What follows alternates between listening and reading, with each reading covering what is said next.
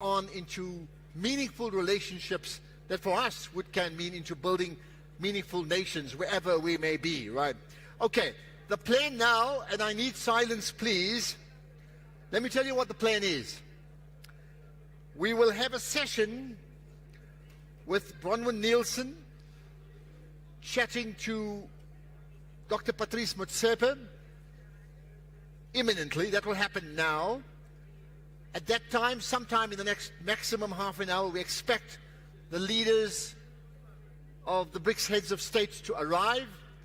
I then will introduce Minister Ibrahim Patel once again, who will come onto the stage, and he will take over the introduction firstly to Mr. Sim Shabalala from the Standard Bank Group, and then the heads of state, and they will address us. That session we expect should take around about an hour. So from the time the heads of state arrive to the time they're done, that should take an hour. To get us there, we've got about a half an hour session approximately with Dr. Patrice Motsepe. So having said that, let me tell you where we are. Let me call upon two people, Bronwyn Nielsen, who was here earlier on. She's the CEO of the Nielsen Network. They are part of the knowledge partnership, really, of the BRICS Business Forum for the day, right? And then Dr. Patrice Motsepe, who is a leading businessman in my country, but he also is the inaugural chair of the BRICS Business Council, the South African chapter. So I want you to put your hands together for both of them, Bronwyn Nielsen and Patrice Motsepe. Thank you. Enjoy. That applause was a bit muted. Let's get it louder. Thank you. I'm going to show you to the middle chair and I'll sit next to you. Yeah.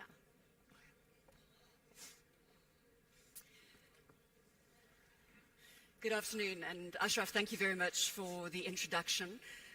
Dr. Patrice Motsepe, the inaugural chair of the BRICS Business Council South African chapter in the flesh. So thank you for joining us. Now, in 2013, Patrice was appointed the chair of the BRICS Business Council South African chapter. It was a milestone for you, but possibly what you don't know is that in 2014, his fellow BRICS chair, comprising the BRICS Business Council, issued an Outstanding Leadership Award in 2014. Now, this is what we need to drill down into. An Outstanding Leadership Award across BRICS, Brazil, Russia, India, China, South Africa. Let's start there. In terms of whether your aspirations have been met. No, it wasn't my aspirations as such. It was the aspirations of the collective, the business community, the governments that saw the need for a BRICS Business Council. And the objectives were clear. The aim was to significantly increase trade, investment, and partnership relationships between South Africa, Africa, and the BRICS countries. But I think in the beginning, we looked at it essentially from a business perspective, because as business people, our focus is on sustainability, it's on competitiveness, it's on profitability. And we have been doing business in many countries in Africa, have got investments in India and other parts of the world. And there was always a clear understanding that South African CEOs and CEOs on the African continent have traded and have done business with the BRICS countries without the BRICS Business Council. So there had to be a unique value add that we were going to bring to the party. I think at the time, the trade between Africa and the BRICS countries was $342 billion. And of course, this was around about in 2013. It has diminished by 2017. But when we started, the objective was to increase that trade significantly. For example, the trade between China and Africa was about 200 billion at the time, and the objective was to get it to 250, to get it to 300. And the 342 billion that I spoke about, the totality of BRICS countries doing business with Africa, the aim was to increase it to $400 billion, $450 billion and above. Of course, it would take time. Have you seen remarkable progress over the last 10 years?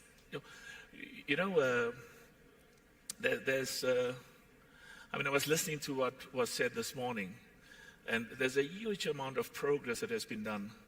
And it's just that in the business world, we set very high standards for ourselves. We set very high expectations, very high ambitions.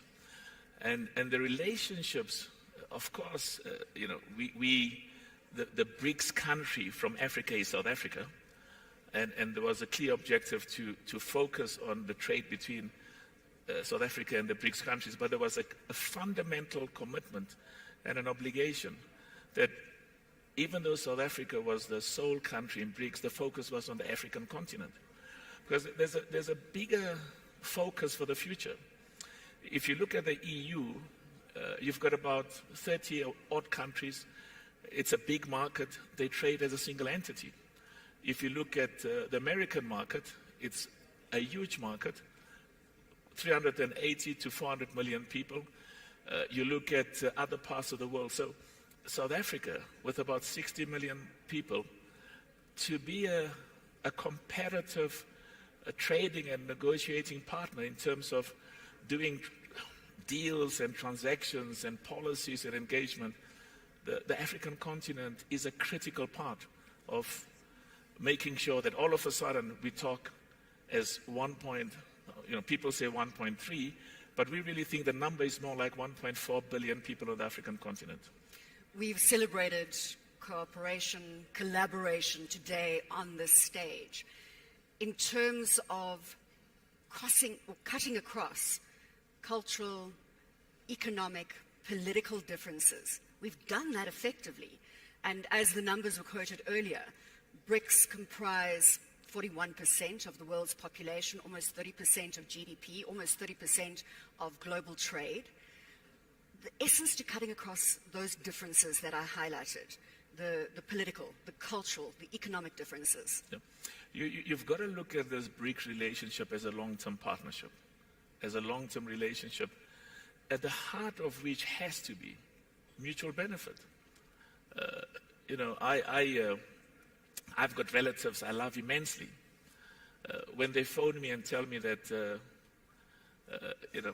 we need money for my child at school, or we haven't paid the installment or the mortgage, it's a duty from a family perspective to assist. But in relation to South Africa and the African continent in the BRICS relationship, we have to position ourselves as a country and a continent that produces goods and also has services which the rest of the world, which the BRICS countries want. And so in essence, you can't have relationships based on aid, relationships based on philanthropy, relationships based on donations. They don't last. And that's why I remember, I think a few months after we started the BRICS Business Council, I called 4 of the top CEOs, the most successful CEOs on the African continent. And our focus was, what has South Africa got? What has the African continent got that the other BRICS countries need, want, and where there's mutual benefit? I mean, we talk about the African continental free trade area as the biggest continental free trade zone in the world. Excellent. Well, the ambition is $3.6 trillion if we get it right. Well, that's correct. Now you said something important. If we get it right. But as Africans, we have to focus on the positive. There's a lot that justifiably pulls us back and where there are weaknesses and deficiencies, but you don't build an economy, you don't build a continent by focusing excessively on the failures and the deficiencies and the weaknesses, no matter how realistic they may be. So we've got to focus on those, what goods, what commodities, including services, because I was surprised this morning, the head of the BRICS Business Council from Brazil was talking about tourism. And we saw tourism as a low-hanging fruit, as one of the means that we could create millions of jobs. But bottom line is the future of African business, the future of the African continent, depends on its capacity and ability to prove to the rest of the world that we can conduct partnerships, do trade, do investments, and have business relationships that are mutually beneficial. That's what lies at the heart of any mutually beneficial relationship. It's brilliant that you mention the African Continental Free Trade Area. It's taken center stage today in discussions, as you've said. We had the Secretary General of AFCFTA, Wamkele Mene, taking to the stage and holding down that discussion where it really is BRICS and Africa. Have you seen transformation? Now, obviously, we kicked off the AFCFTA in January 2021. It has had teething problems, as does everything. But it appears that real momentum is starting to build now. Well, in 1995, they were talking about the year 2000 is the African continent. In the year 2000, 2005, 2010, there was always discussion that it is Africa's time. I mean, it has always been Africa's time. The key issue for us is we have to consistently produce results and indicate that the standards of living of our people are improving, because at the heart of these trade ties is the poor, the unemployed, the marginalized. And how do those trade ties translate in a significant improvement in the living conditions of our people? So we have a clear understanding of the magnitude of the challenges that confronts us, but we are equally absolutely confident. There will be problems. There was discussion about what's happened in Niger. There are a few other countries in Africa where there have been military political coups. hotspots. There's Sudan and the other parts of the continent. Social riots in Kenya. There'll always be challenges. But the issue for us is we are confident more than ever before, and confident based on the facts, not just some kind of exuberant self-belief and emotional inspiration that the time for Africa has come and we will do well, but more so because 7 of the fastest growing economies in the world are on the African continent. And I think the most exciting thing is that the amount of intra-African trade is increasing significantly. And of course, the partnership with China, the partnership with Brazil, India, Russia, very, very important, the relationship with the BRICS countries. Of course, and the partnerships and doing business with the rest of the world is also important. Which sectors do you see the biggest opportunities in now when it comes to the BRICS nations? In 2013, we asked each of the BRICS countries to focus on those specific industries that they would like to promote and advance, but more than just saying industries, identify specific investment opportunities, projects in those industries. So we had a whole list of opportunities and industries. China gave us a list and said, these are the industries that we want to promote in our trade and investment ties with Africa. Russia did the same, Brazil did the same, and India, and we did the same. So if you look at the working groups that have been set up, I think those working groups largely reflects the common understanding of the identification of those specific industries where the greatest potential for partnerships exists. When it comes to BRICS and the future, just look 5 years ahead now. We're talking a decade, but look 5 years ahead, and where do you see the BRICS nations? I think the starting point for us on the African continent is we've got to accelerate the implementation, the advancement of the African continental free trade area. Critically important. There's the right spirit, the right commitment, the right will. We need a sense of urgency, extreme urgency, to make sure that those barriers, trade barriers, both tariff and non-tariff, are significantly diminished and eliminated. I mean, we do business in about 35 countries in Africa on the financial services side. And we've got huge investments in India, we've got investments in other parts of the world. But Africa for us is the most exciting area to do business. Will there be challenges and will there be problems? Absolutely. But it's still the most exciting and the most attractive. I've heard Wamkele Mene speaking on many stages, and he does stress the point that AFCFTA needs to go beyond policy and into implementation. Is that shift actually happening? And Patrice, I suppose it's the same thing if you look at Brazil, Russia, India, China, South Africa. Are we moving beyond policy to implementation? Let me tell you, South African companies are the largest trading partners on the African continent, from the continent. We sometimes don't give the CEOs and the companies on the continent the sort of credibility and respect they deserve. They are world class. Many of them are as good as the best in the world. So, and these are some of the things that excited us immensely because, I go to Nigeria, I go to Kenya, I go to Egypt, I go to Algeria, I go to Morocco, I go to Tanzania. I see South African companies there. Of course, I see BRICS companies as well. So I think the key issue is that the governments have to increase their partnerships with the private sector. And these discussions between the governments and the private sectors must increase significantly.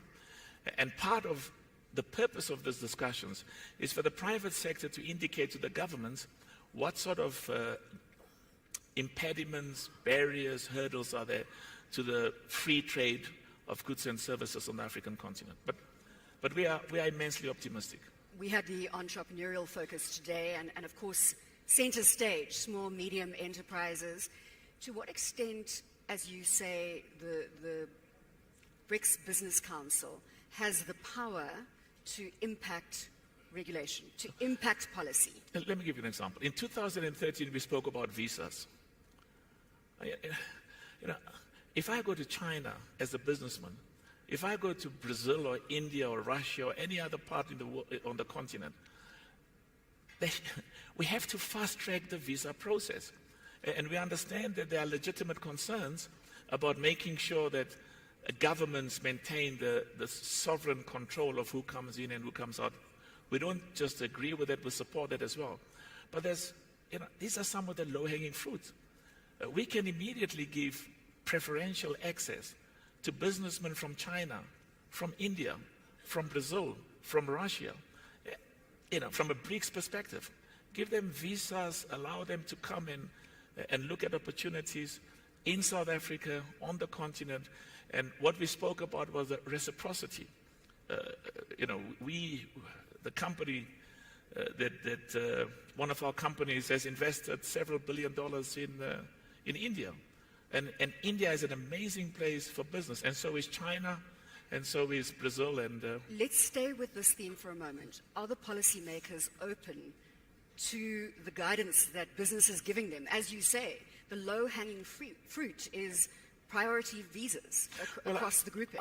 I've got no doubt whatsoever that the commitment and the will is there. No doubt.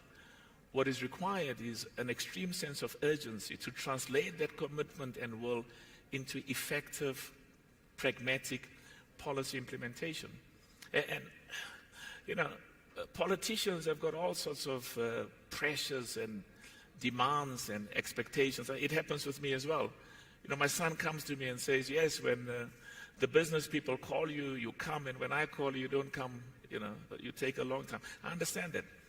But the bottom line is the BRICS Business Council is a unique platform, a unique foundation for consistent engagement with the governments, with the heads of state, but more importantly, maybe equally importantly, for consistent engagements amongst the business communities to find out if I'm a Chinese businessman and I want to come and invest in South Africa, what problems are you experiencing? And how can we eliminate or reduce those problems? If I'm a South African businessman and I want to go and open a business in India, what are the hurdles and the impediments the Business Council, part of the purpose of the Business Council is to identify those impediments and with a sense of urgency, eliminate and remove those impediments. As we remove the impediments, one of the biggest opportunities has to be market access. When you look at it as an entrepreneur and suddenly opening up the BRICS nations as a market, that has to be groundbreaking. Yeah, but you see, a market, it's an opportunity until you realize, okay, until you invest, and sometimes your investment takes 5-7 years before you realize value. So, and this is in this instance where the partnerships with the governments, with the heads of state, with the ministers is critically important, because a lot of our investments are long-term investments. And the appropriate policy, legislative, economic, tax, in some cases even judicial dispensation is critically important. So I have no doubt that there is the opportunities in terms of what we can do, the magnitude of how we can grow the trade, investment, and business ties between South Africa, the African continent, and the BRICS countries. The potential is enormous. But again, sense of urgency, sense of immediacy, sense, all of us, with our governments and with our policymakers, we need to translate these good ideas we have, these big plans, into effective legislative or policy instruments that allows for the effective and free flow of goods and services. One of the criticisms has been that BRICS, the BRICS Forum, the BRICS Business Council, is still at that talk shop level. And many people on the ground, the man on the street, so to say, or the woman on the street, has said, how is this going to help me at the end of the day? Listen, we don't have time for talk shops. And that's why I seldom go to meetings or to conferences. I mean, I came today because I've got an emotional connection with the BRICS countries. Of course, I've got ties with the rest of the world. But we've got a history as South Africa with many of the BRICS countries which emanates during the years of our fights for democracy. So that history is very, very important.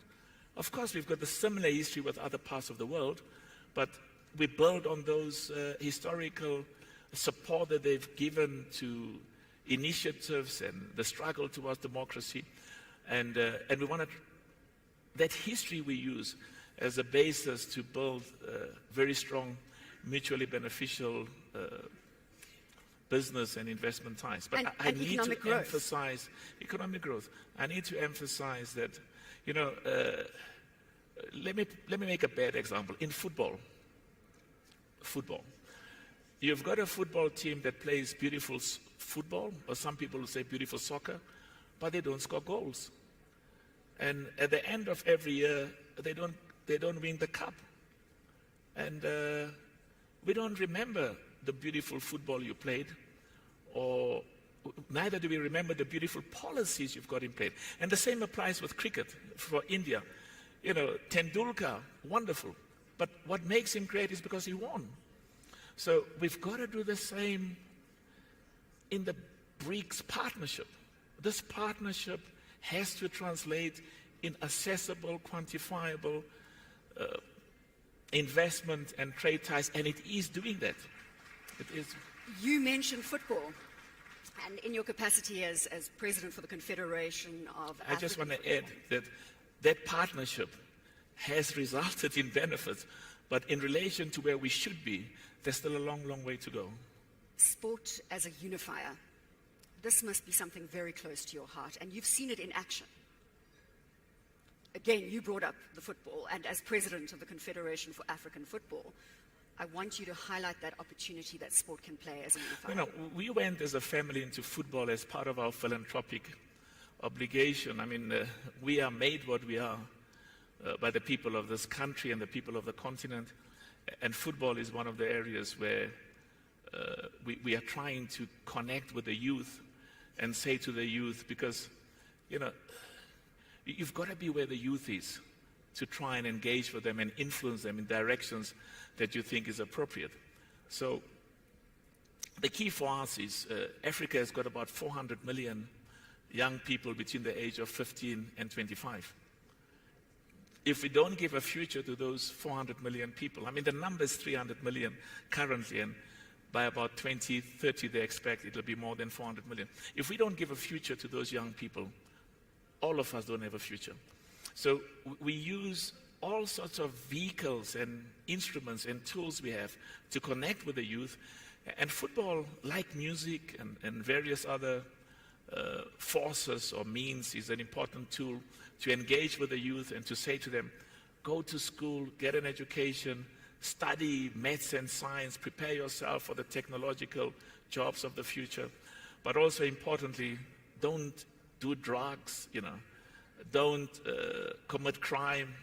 And so football plays an important part in bringing people together as well and uniting people across racial, ethnic, religious, and cultural ties. You've been present throughout today's sessions. What stood out for you in terms of the conversations? I mean, we've had just transition, obviously the focus on climate change, especially as Brazil moves to hosting COP30. The reality of, as I said, electric vehicles, manufacturing. Agriculture took center stage today. Entrepreneurship, the African Continental Free Trade Area. What stood out in terms of those conversations? You've got to focus on the detail. You've got to look at the totality of the relationships between South Africa, Africa, and the BRICS countries. And at the heart of which we must identify in which industries, in which sectors, which specific opportunities present or has the greatest magnitude to increase the quantum of trade, and side by side with that, because an increase in trade, an increase in investments results in creating jobs, results in opportunities for further education, results in improving the living conditions of our people. And as I said, that's what should lie at the heart, and that is what indeed lies at the heart of our relationships. But I still think that, let me give you an example. The trade between South Africa and China was about 28 billion in 2013. China is the biggest trading partner of South Africa. And as I said, the trade between the BRICS countries in Africa was 342 billion in 2013. The trade between China and South Africa has increased from 2013 to about, from 28 billion US dollars to about 34 billion US dollars.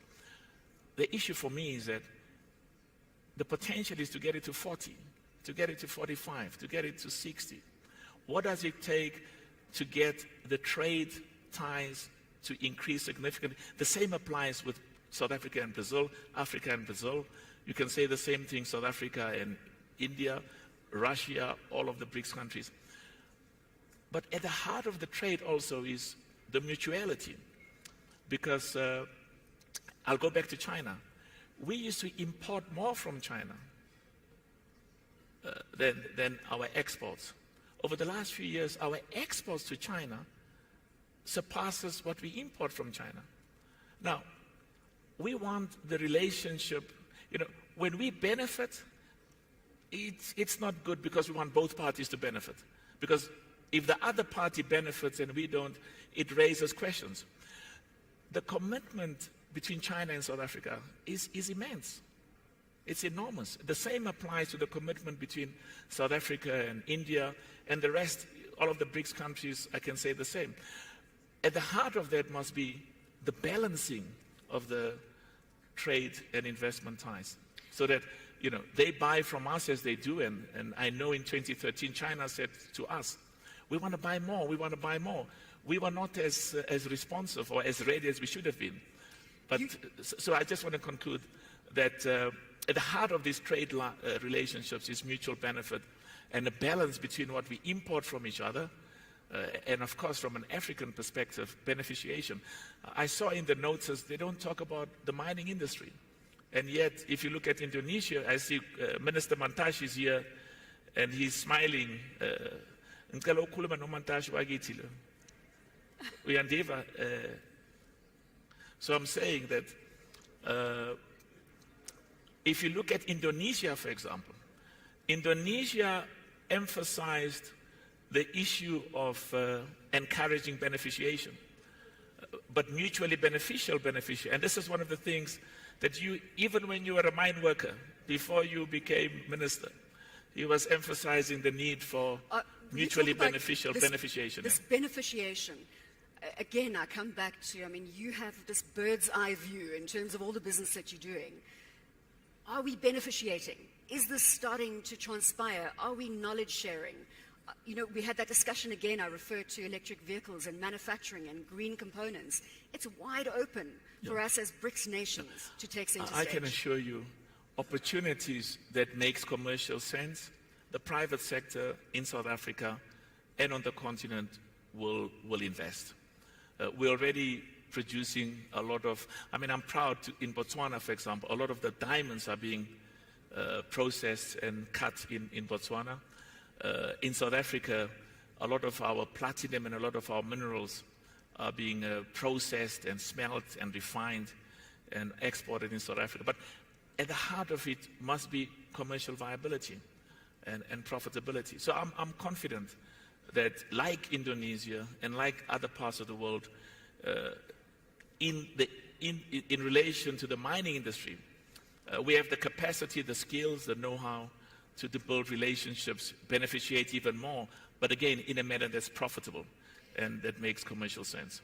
The work streams that you referred to are looking at the minutiae, at the detail. They're looking at execution across Brazil, Russia, India, China, and South Africa. Those reports are forthcoming. There's an annual report, 50 pages, that has detailed every aspect. When we submitted our report, we wanted to make sure that the private sector, the people who were going to put their money behind what we were saying in the report, could look at the report and make sure that we actually also use the right words. The specificity in identifying industries and sectors, because with their sort of support and encouragement and motivation, that's an excellent foundation, because they have to put their money in China, in Russia, in India, and in Brazil. So I'm happy. I haven't seen the report that has been forthcoming now, but I know that the first report we drafted, there was an overemphasis on a focus of China must tell us what would they like to do in Africa. I mean, what sort of business opportunity would they like to pursue in Africa? India must do the same. Brazil must do the same, because only when both parties, because we can say to them, come and invest in infrastructure, and they say, no, but infrastructure is not a priority. So it's when the BRICS partners identify opportunities of mutual benefit and mutual interest. That's an excellent foundation for the future.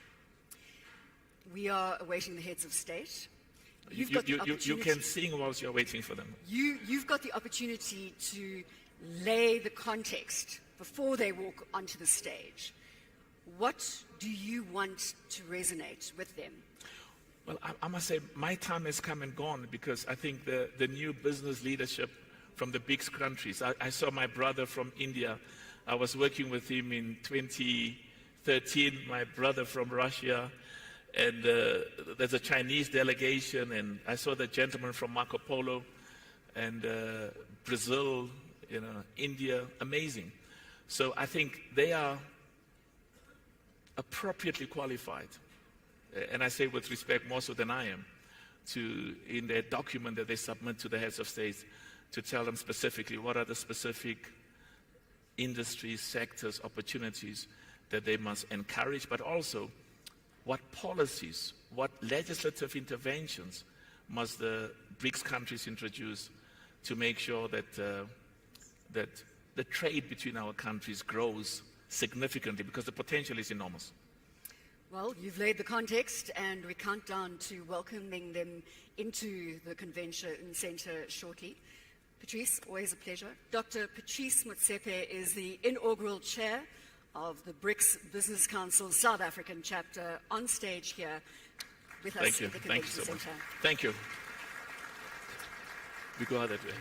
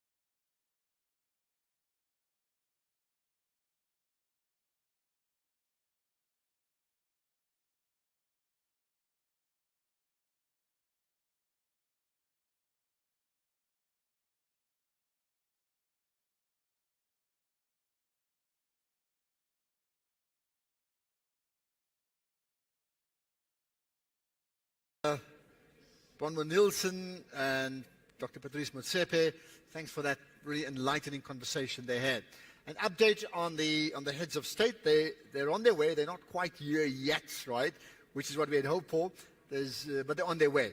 So I will update you pretty shortly as to when they will arrive, and then we will continue with the proceedings. But I'll update you just now. Thank you.